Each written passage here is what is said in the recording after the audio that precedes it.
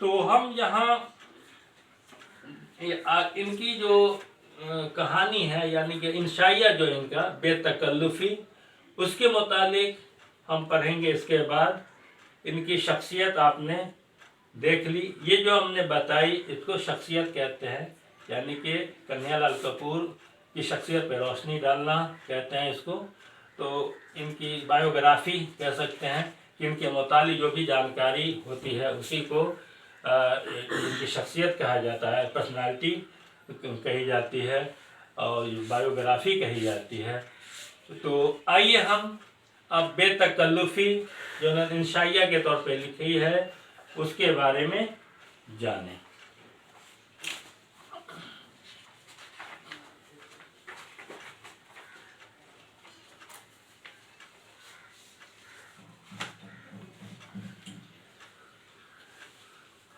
तो आइए बेतकल्लुफ़ी, यहाँ पे लिखा हुआ है सब। कहने को तो उस्ताद ज़ौक़ फरमा गए, कहने के तो उस्ताद ज़ौक़ फरमा गए। मिसरा है, ए ज़ौक़ तकल्लुफ़ में है तकलीफ़ सरासर। ज़ौक़ साहब का एक मिसरा है कि ज़ौक़ तकल्लुफ़ में है तकलीफ़ सरासर, यानी कि ज़ौक़ साहब शायर जो हैं, मोहम्मद इब्राहिम ज़ौक़ इनका पूरा नाम है, ज़ौक़ तखल्लुस लिखते हैं। तो उन्होंने अपने मक्ता के शेर में फरमाते हैं, मक्ता के शेर के एक मिसरे में फरमाते हैं कि ए ज़ौक़ तकल्लुफ़ में है तकलीफ़ सरासर। मतलब जो लोग तकल्लुफ़ करते हैं, जो लोग बनावट, तकल्लुफ़ के मानी होता है बनावट, दिखावा। तकल्लुफ़ के मानी पहले समझ लिए, तकल्लुफ़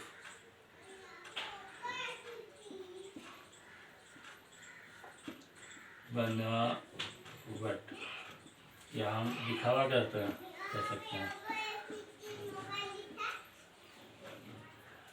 और बेतकल्लुफ़ी जिसमें बनावट नहीं हो, जिसमें कोई दिखावा नहीं हो, कोई उसमें झिझक नहीं हो, बेतकल्लुफ़ी उसे कहते हैं।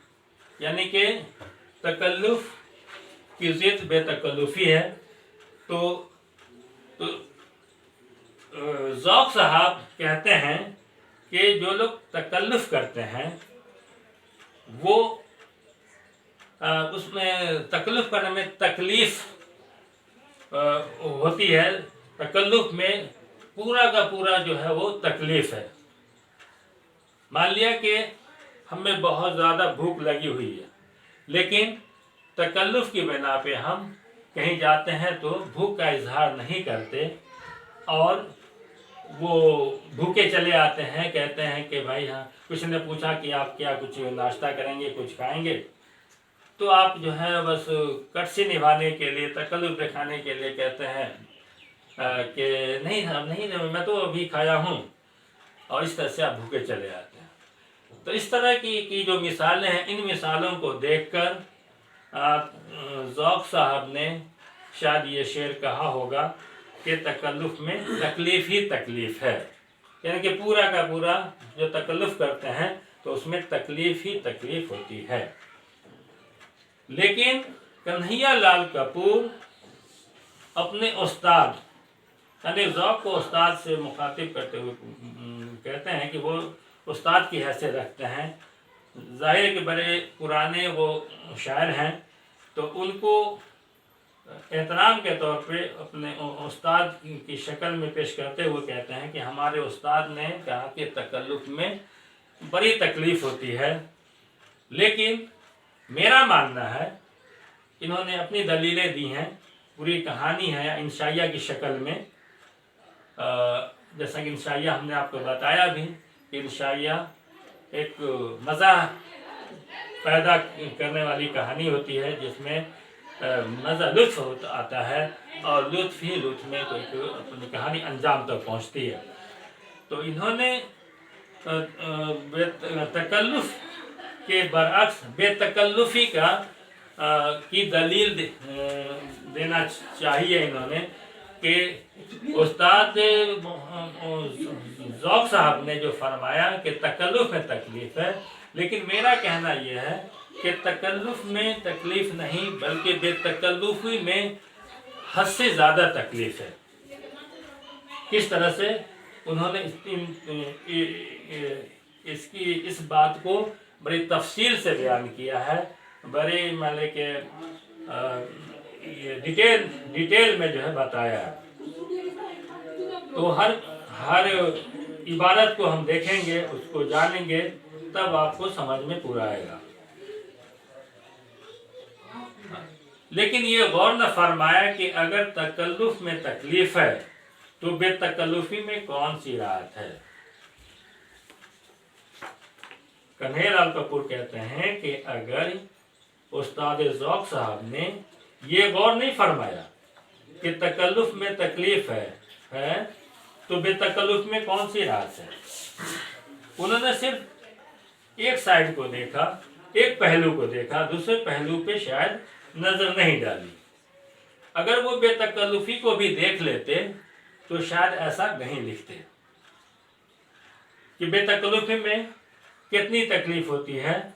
उसको बताते हुए कहते हैं कि तजर्बा शाहिद है, शाहिद माने गवाह, तजर्बा शाहिद है कि वो तकल्लुफ़ भी जिसकी मेराज माने बुलंदी, ऊंचाई, तो तजर्बा शाहिद है कि वो तकल्लुफ़ भी जिसकी मेराज पहले आप है, बेतकल्लुफ़ी से बदरजहा बेहतर है। ये साहब फरमाते हैं कन्हैयालाल कपूर कि तजर्बा बताता है, तजर्बा से हमें साबित होता है कि तकल्लुफ़ की मेराज ये, उसकी ऊंचाई और बुलंदी ये है कि पहले आपसे शुरू होता है। हम दूसरे को एहतराम करते हैं, दूसरे की इज्जत करते हैं, उसका ख्याल करते हुए कहते हैं पहले आप। कोई काम अगर पेश किया जाता है तो खंदा पेशानी से हम झुक करके उनको जो है रेस्पेक्ट देते हुए, उनकी ताज़ीम करते हुए कहते हैं नहीं पहले आप। और बेतकल्लुफ़ी में ऐसा नहीं होता।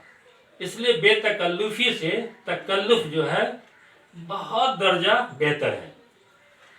फर्ज कीजिए आप जहन्नम के दरवाजे पर खड़े हैं और जहन्नम का दारोगा आपसे कहता है तशरीफ़ ले चलिए। मान लीजिए कि जहन्नम के दरवाजे पर आप खड़े हैं और आपका जहन्नम के दारोगा से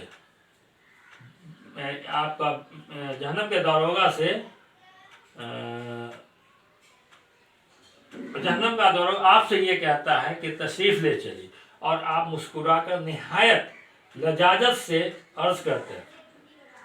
लजाजत माने समझ लीजिए आजिज़ी कहते हैं, खुशामद करके आजिज़ी से कि वो आपका जहन्नम का जो दारोगा है वो आपसे बड़ा मुस्कुरा करके माने आपसे कहता है कि तशरीफ़ ले चलिए, यानी कि जहन्नम की तरफ आपको चलने के लिए कहा जाता है।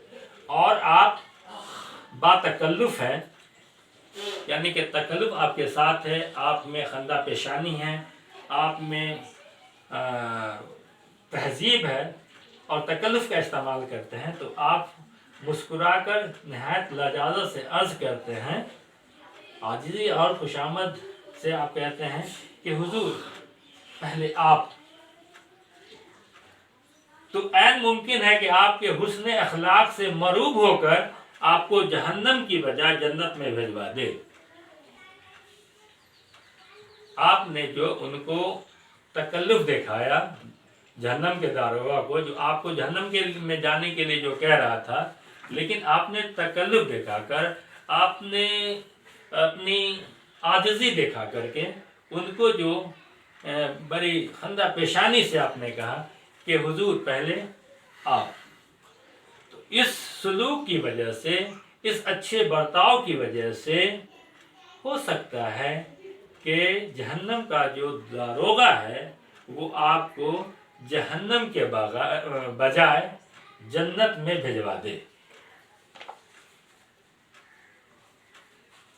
इसके बरक्स अगर आपकी दारोगाए जन्नत से बेतकल्लुफ़ी है تو ہو سکتا ہے کہ ہنسی مذاق میں وہ آپ کو باغ بہشت کی کسی نہر میں اتنے غوطے دلوائے کہ آپ کو چھٹی کا دودھ یاد آ جائے۔